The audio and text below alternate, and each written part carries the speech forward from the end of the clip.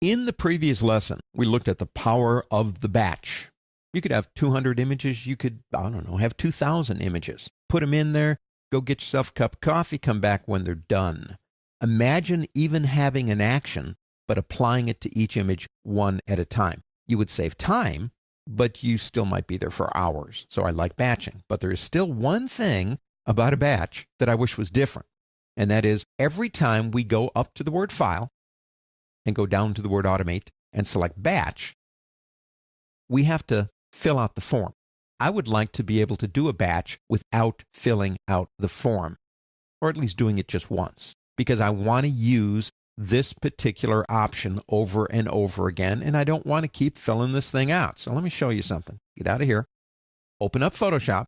You don't need an image open. Go up to the word file, down to automate, and select, I love this, create droplet. Now we can save it. We'll get to that in a second. What do I want to do? Well, I want to do my Egypt. I want to do color correction fresco.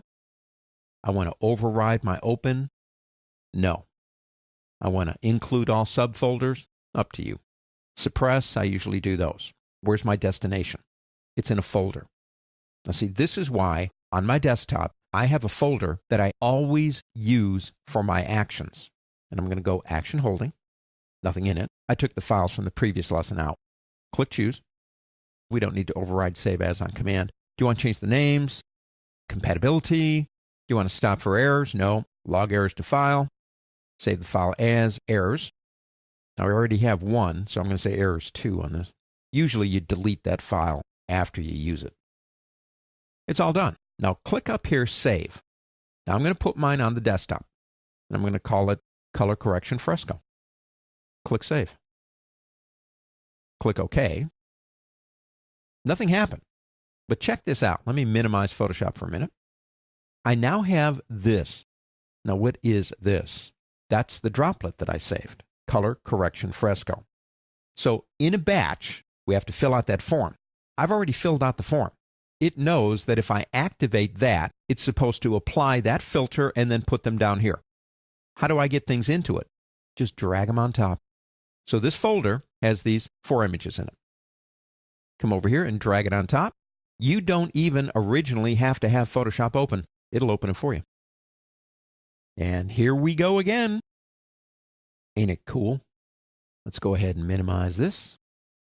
Let's take a peek in here. And there they are, and there's the errors text. If we open it up, we didn't open up this one over here, but if we open it up, there's nothing there. If you open it up and there were errors, it will tell you which ones had the errors. So what did we do? We created an action. We applied it in Photoshop, which is fine. We looked at batching, even modifying the actions, which is even cooler. But to me, the ultimate is using droplets, because all you have to do is put the images in the folder. You've already filled out the form, and you just drag it on top. Droplets are the way to go in batch processing.